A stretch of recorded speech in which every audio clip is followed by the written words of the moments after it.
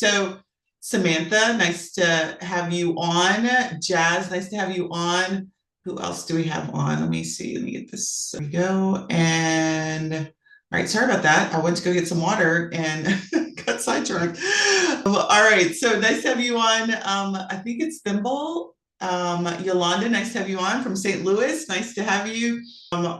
Z Sugar, nice to have you on too. All right, so let's get started. So sorry again, a little bit, got a little sidetracked. I went to go get some water and, I'm 52 and then I got lost in the kitchen. So, and I was like, oh my gosh, it's time. All right, so welcome to our fourth episode. And so I'm actually going to just dive right in. So this episode, we are going to be talking about six-figure travel CEO roadmap. How many of you guys in comment are interested in having a six-figure travel business? Let me know. How many of you want to have a six-figure travel business? How many of you already have one and just kind of want to get it together, or you are aspiring to it? Alicia says, hell yes. Jess says, yes. Maria, I think I pronounced your name right. Sounds fantastic. All right. So what we're going to do is walk you through a tool that I've created, which is a blueprint for building a profitable and premium travel business. So what I want to do is start with what most advisors sort of they overlook, right? Which is actually designing their revenue structure. How many different streams of income have you all defined for your travel business? Who has greater than 3 streams of income in their travel business? Type in the comments if that is you. How many of you all have 3 or more streams of income for your travel business? Anybody out there? Me? Harriet? Awesome. Joy? Yes, I do. Awesome. Thimby says not me. Jazz says yes.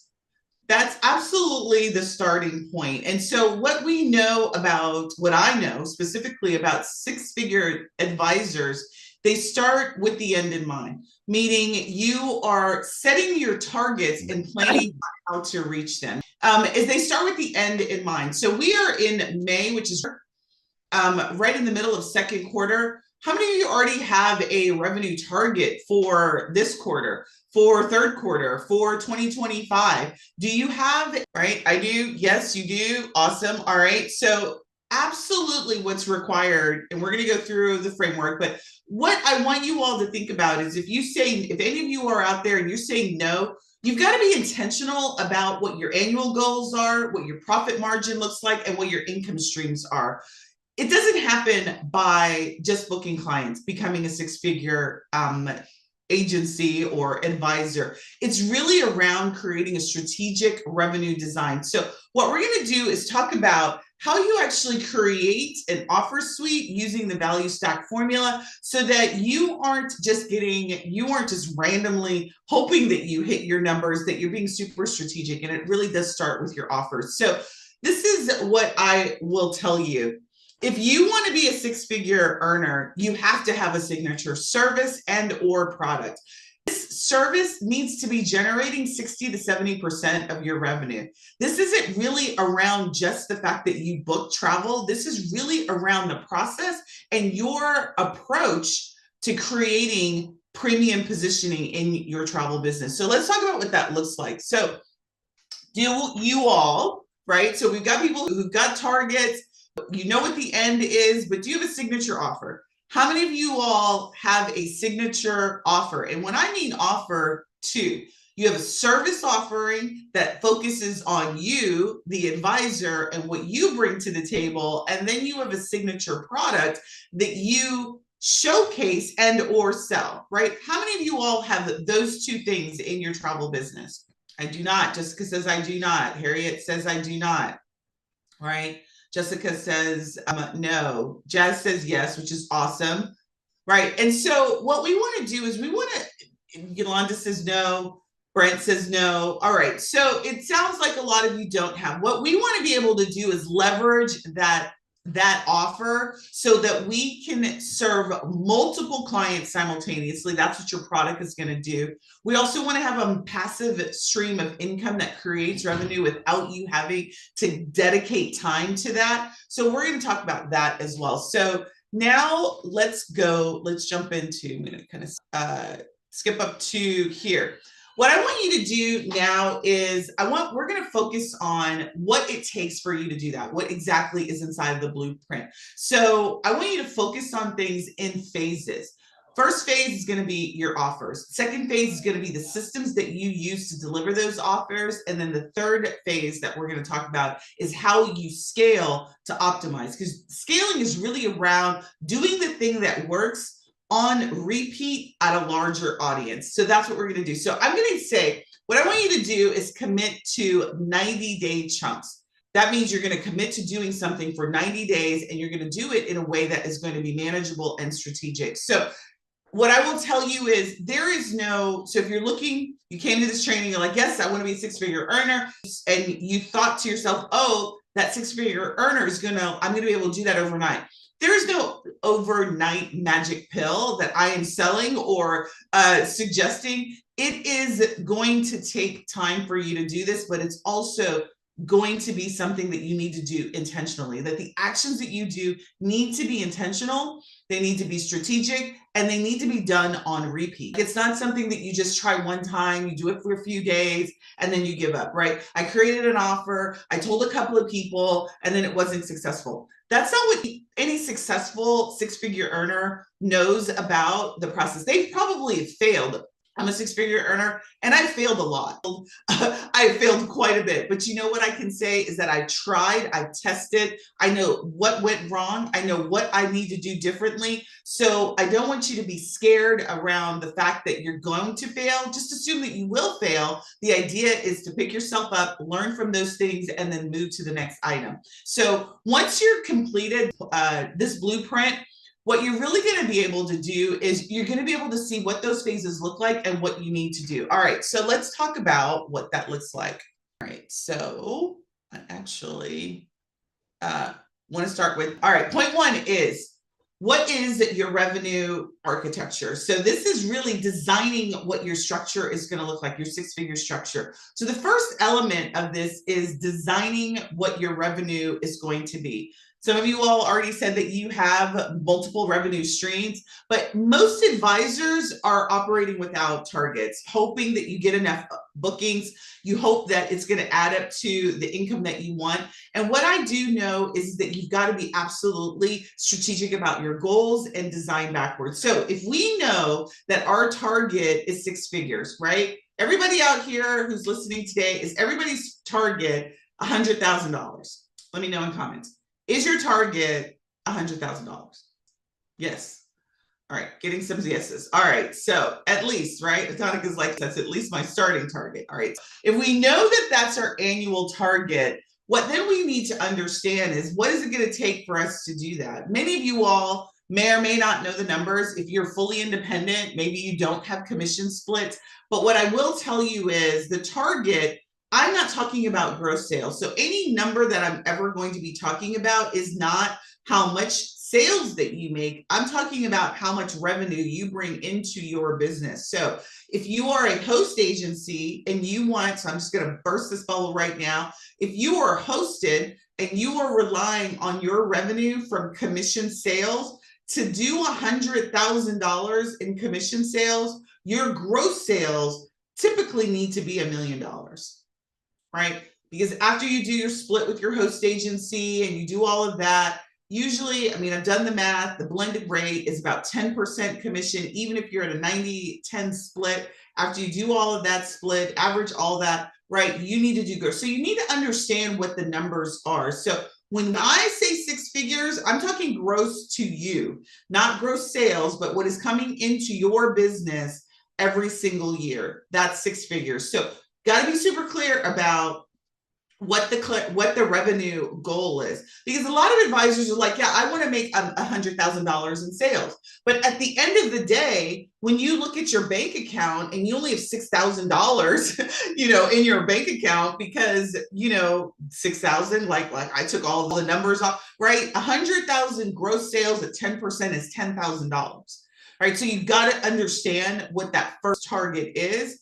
If you're with the host agency and you've got any partners that you've got to split, you need to then grow, you need to true that up to account for what you got to pay out, right? So I want to make sure that we're talking about the same numbers. We're talking about annual revenue target to your after your splits, whatever that may be. Okay, now that we're on the same level playing field, the next thing that you've got to establish is, what is your profit margin? Does everybody know what a profit margin is? And if you don't, let me explain what it is. It is your amount that you have after everybody else gets their stuff, right? So for example, the main person who gets stuff. So again, I'm going to just pretend for a second, you guys have already handled up on your host agency commitments and all that. I'm talking about when it comes to the product that you're selling, which are trips, what is that number that you want to make after you pay the suppliers? That's what your profit is. All right. So let's just use some simple numbers. If I have a trip that cost me $2,000 and I want to sell it for $10,000, right? The $8,000 is my profit margin. Do you guys know what your profit margin average goal is for every deal? And I call trips deals, every deal that you do. Do you guys have a number that you work with? Do you have a standard that you are designing your trips around? Or are you just kind of putting it together, haphazardly? Do you have a standard for your agency on what your profit margin needs to be for every deal that you do? How many of you guys? Let me know in comments. We have a lot of people on right now, so I should be getting a lot of responses. We got over 30 people on live right now. So no, you don't have a standard. Kind of an idea, Samantha says no, right? So what's happening is, you're looking at your commission number, and the commission, I'm not gonna lie to you, like, don't get me wrong, I am not throwing shade on a host agency model, because I think host agencies are the bomb.com if utilized for good of your business. And so most of you all are out here in the streets of your travel business and don't understand the numbers of your business, and you want these things, but you have no idea what the path is to get there. And so average that I train my students, I work with my clients, is at minimum profit margins for every deal that they do needs to be 30% at minimum. Maximum, like if you can get it greater than that, wonderful, but your starting number needs to be at least 30%. And I'm not talking about commission to you, because to me, that commission is the icing on the cake of the deal, right? The commission is what they pay me because I've selected them as the provider. So number two thing, that if I want to make six figures, is that I've got to have a standard profit margin for the deals that I do. The number three thing is that you got to be able to identify at least 2 to 3 income streams that you're going to be having in your business, and not just individual bookings. So that's the other thing. So where's the income coming from? Is it just group bookings? That's all you're doing? Is there anything else? So somebody's asking, what is the 30%? So I just explained that earlier. It is the amount that you have after you've paid all costs to your supplier, right? So, or whatever else costs go into building a trip, right? So when we build a trip, we've got the supplier cost, we have a 2% snuff amount that we cover just in case that there's some expenses that come up. We include advertising. So it's, the profit is everything after the cost of your trip. Oftentimes, most advisors, when they think about their trip design, the only cost that they're looking at is the supplier cost. They haven't added on the oh shit fund that I have, the 2% oh shit fund that I put on every item. They don't include the fact that they do gifts for their trips. They don't include advertising costs to promote their trip. So you're underwater. You don't include the credit card processing fee that you have on the trip. So when you look at your profit margin, you're allowing all these things to eat into your profit because you aren't appropriately costing the trip, and you're not pricing the trip to ensure that you get a 30 to 40 or greater percent profit margin. So 30% is the take home, the profit that you make on your trip after everything else is paid. Hopefully that makes sense. Number three, I mentioned, was 2 to 3 core income streams that you have. So this is not just your individual bookings. How else are you making income into your business, right? And so then the fourth thing that you need to do when it comes to making sure that you hit these numbers is allocating a percentage to each of the streams. And so what I mean by that is if you know that you have a signature service and that signature service is a design around your ideal client, what is the percentage of income that you want to be allocated to that? 60% of your income needs to be coming from that service, right? If it's a signature offer that a product that you do, is 60% of that going to be this product that you do, right? So if you do Dubai, Bali, fill in the blank locations, and those are your signature themed group trips, then that what is the percentage that you want to make off of that? Here's the split that I recommend. Signature service that you provide that is tied to you and your expertise, 50 to 60% of that, 30% to some sort of group experience, 10% to consulting and or digital products, right? I want you to break these down into quarterly targets that you hold yourself accountable. So if you want to do $100,000, right, and all your group trips are, let's say, at the end of the third quarter, right, then you know the first two halves of the first half of the year that revenue stream needs to be X because you're not going to start getting those sales. I want you to really break down how is that $100,000 going to be achieved through what income streams every quarter so that you can tie to it. This is not an accident. $100,000 years are not by accident. It's not by posting more. It's not by hoping and praying that it's going to just magically show up because you do some more posting or you create more trips. You've got to be intentional about it. So I've had a client, her name is Maria. And so we worked together. And one of the things that when she started in her travel business, she just had one income stream. She was selling group trips. That was all that she was doing. After we worked together, we broke down her revenue stream into three. She made her services 65% was going to be based on group trips that she did for couples.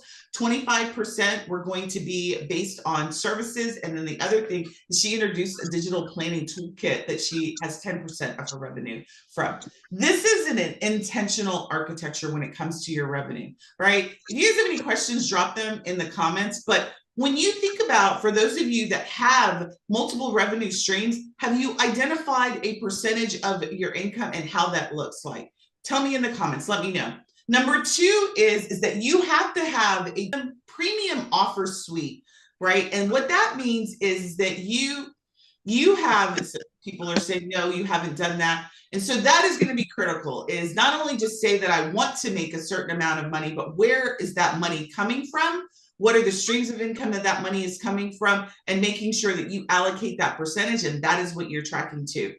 Number two is making sure that you have a premium offer suite. So this is really about designing a strategic offer, a set of offers that command premium rates on the service side and also on the product side. So most advisors, they're selling generic travel planning services, right? And what happens when you start selling at a generic level, you then command commodity prices, meaning you're commanding $25, $50 per person for a trip. You're not able to successfully feel confident around charging $500 for designing trips, $1,000 for designing trips, because you don't have anything that really is premium. You want premium, but you haven't designed an offer that is premium. And frankly, I don't want to burst some of y'all's bubble, because I know some of you out there, some of you guys are designing some amazing experiences, but others of you all are designing the same type of experience that people can get online. And you haven't created a premium offer. You haven't standardized a premium product in terms of the packaging that you do. And so it makes it difficult for you to create a markup. It makes it difficult for you to create a group trip or a experience that really commands what somebody can get greater than Expedia.com or Priceline or Google or anything else for that matter. So what I mean by creating a signature premium offer is it's got a name. Right? I'm gonna, because I hear you all now. Well, I sell group travel, I sell fits, I can't name it. Hell yeah, you can name it. You can name your signature service and give it a distinct name in terms of what it is that you do. That service can have a outcome that is standard, that is premium above than what somebody can do with creating a prompt in ChatGPT, right? Or going to Google and like, I want to go to Bali and getting, hundreds and hundreds of responses in terms of what Bali would offer them on the internet. My point is that your offer needs to have a premium component to it. It needs to be standardized in terms of your special sauce. And all of you all have a special sauce. If you come at me and you're like, I don't have a special sauce, there's no one to blame but you.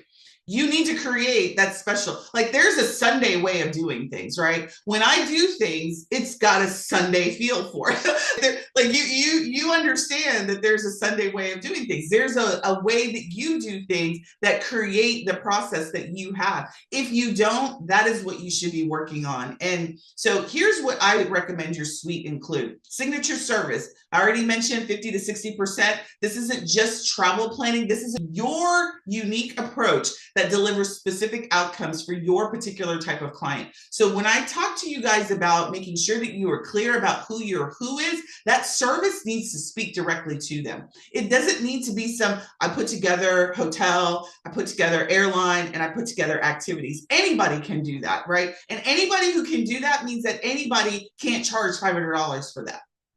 Does that make sense? Like, so if you were just doing what everybody else is doing and that there is no unique approach, there is no specific way, there isn't your way of doing things, right? And you're doing the same thing that everybody else is doing, that is the reason why you don't feel comfortable with charging for it. 50 to 60% of your revenue stream needs to come for the work that you guys do. And the work that you do is designing. The work that you do is curating. It's protection. It is standing up for your client. And there is a way that you do that. Again, I want a name for it. I want you to be empowered to come up with a name for what it is that you do.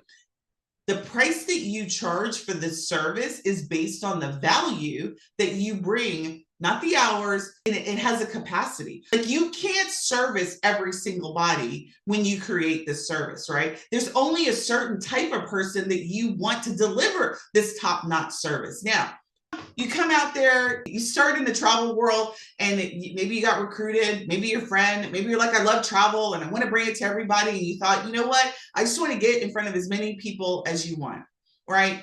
I'm going to tell you, we're in 2025 at the time of this recording. And in 2025, information is not the problem. Getting access to travel is not the problem. They don't need you to do that. Right? People don't need advisors to tell them how to get to a destination. That's not why it is my hope that is not why you are in business. That is not the value that you bring, because any number of search engines can do that for them. And not only that, with the introduction of AI, they do them fairly well, right? In terms of saying, I want to go somewhere and then getting back a set of results. If that is all that you are doing in your travel business is spitting out results, you aren't worth $500 plus or whatever, right? So your job as an advisor is to create a unique way by which you deliver a service that your client wants. So I'm going to give you guys just a little bit of an example of that. So if you work with my dreaded wedding, I'm not a bride lover. I was talking to our group yesterday. It's not that I hate brides or I don't like weddings, but it's a good example because most people can relate to it, right? If you specialize in brides who want unique want a unique wedding experience, right? They can go online and they could go to a resort and they could figure out some resort, right? That's not why they would hire you to do it, right? They're hiring you to help rally all of their family together, to get all of their family out of town at the location, and then create an amazing experience without the back and forth, some international, they don't want to even make the international calls that need to happen, right? That's the value that you bring. So the service that you bring, it's not just about getting them to the destination, it's all the work that gets them to the destination. 50 to 60% of your revenue needs to come to that. 20 to 30% of your revenue is what I'm referring to as a leverage offer, right? Not everybody is meant for groups. Not everybody likes to do groups, but man, 20-30% of your revenue, if you want to specialize and focus on fit travel, having a group trip or two leverages the duplicity of having multiple people sign in, right? So you don't have to do multiple offers. So again, I'm not suggesting that if you like fits that you need to have an entire group business, but what I will tell you is that a leverage offer, it allows you to serve multiple clients simultaneously, creating efficiency in your business, right? So you could do a group experience, you could do retreats, you could even host a masterclass, right, for your ideal client. So it's not that it always has to be a trip. I want you to think a little bit more creatively. And then I am, I would say probably for the last 3 years, I am like double down focused on passive income streams. So I'm not talking about like starting a team and getting residuals like the normal travel model, right? I'm talking about passive income that you own that doesn't require your direct time. And in this digital age, what I will tell you is what people do not like is they do not like to comb through information. And what we have is a plethora of travel information. Every one of you all should have some sort of digital product. Every one of you all should consider creating a digital product and creating some sort of membership access to that digital product, an affiliate partnership. That is really what you should consider the commission checks from your host agency as affiliates, right? So 10 to 20% of your revenue should be coming from that, or creating, like I mentioned, a membership program. And so you guys are like, many people that I talk to about this are like, well, that's really hard. Most of you all who are with host agencies, you're already in an affiliate program.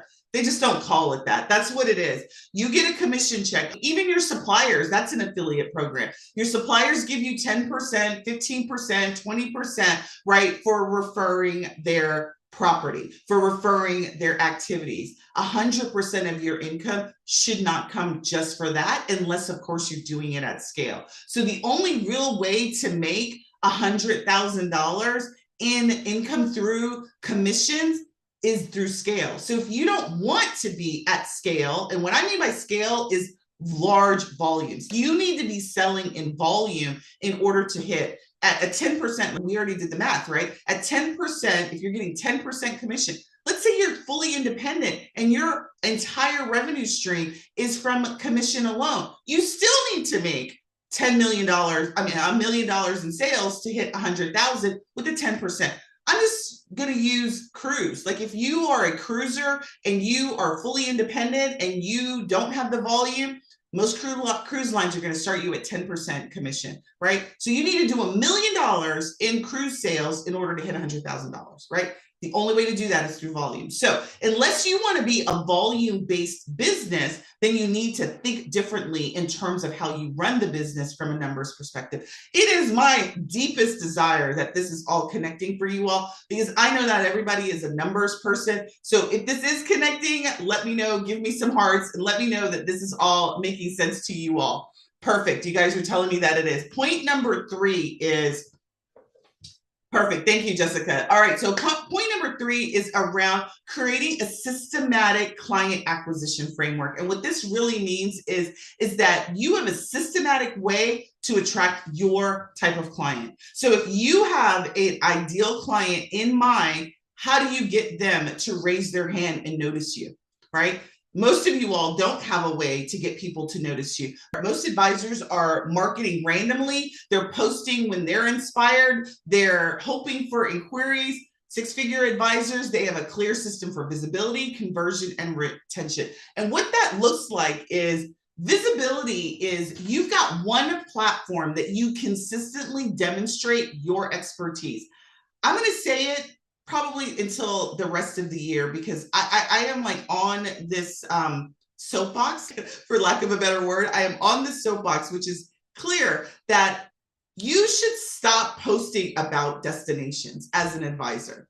Stop posting about your favorite destination and start posting about how you are the best person to get people to destinations and why you are the bomb.com. This is not your opportunity to showcase destinations, that is not what you should be doing in your travel business when it talks about visibility. Because one thing you are doing is putting on a pedestal destinations and not you. And I've already mentioned that people can get to locations without you. They don't pick you because they want to go to Jamaica. They pick you because they trust you. They pick you because they think that you are the bomb.com at what you do. And the only thing that you should be consistently talking about is how much you are the bomb.com in terms of what it is that you specialize in. Does that hit? I want that to hit you all more than anything. Beautiful pictures are for the suppliers who have millions of dollars to hope that the people will pick that destination and pick them. You don't have millions of dollars to advertise and to market. You have a finite amount of time, probably a finite amount of budget, and your consistency needs to be showcasing you as the centerpiece, right? That gets people to their end result. Now, don't get me wrong, destinations are the end result, but frankly, people don't travel just because they want to travel. They travel because they want something out of the travel. You need to be highlighting what that want is, right? So you need to define 3 to 4 content pillars that position you as the go-to expert for your niche. And so remember what I said, a niche is not a destination, a niche is a type of person who you want to work with. Conversion system. This is a structured path that moves prospects from I'm interested in you, I think I want to know about you, to a paying client, right? So this is including a valuable lead magnet, nurturing sequence, consultation framework, right? How do people get to you, right? Once they find out that you are the bomb.com, what's the path for them to say, yes, I'm interested, to yes, I want to go. I want to learn more about you. Yes, I want you to design me a trip. Yes, I want to go on your group trip. What's that process? So that's the conversion. You guys are out here posting. I look at your posts, right? Because like I do silently stalk you all, right? If you're in my feed and I see something that's interesting, I'll go to the post, I'll read the post, I'll see if there's a call to action. Most of you all have a pretty generic call to action. Go to your website, go to this, right? There isn't a conversion system. Everything that you do needs to start with the end in mind. What is it that you're doing? If I'm going to post something about Dubai, you better doggone Skippy. It's going to connect to either some lesson I learned in Dubai, something I want travel advisors to know about Dubai, something I want my clients to know about that location, and then how they can contact me specifically about this thing, right? So if I'm talking about destinations, I've connected the dots for the client, why they care about that. The last thing around this is really around retention. It's so expensive, and so is probably a relative term, but it is expensive to get a stranger, right? Particularly if you're paying for advertising, right? The cost to get a stranger to notice you is higher than to get somebody who already knows you to buy, right? So if you have clients and you don't have a way to retain and get referrals from them, that's absolute money on the table. So for every client that you get, you've got to be thinking about, how am I going to retain that client? How am I going to not only retain the client, but how am I going to get them to give me referrals and book with me again and again and again, right? So if I get somebody who's a fit, how am I going to get them to come on my group trip? How am I going to get them to buy my digital product? How am I going to do that on repeat, right? The average lifespan, it is called the client life value, right?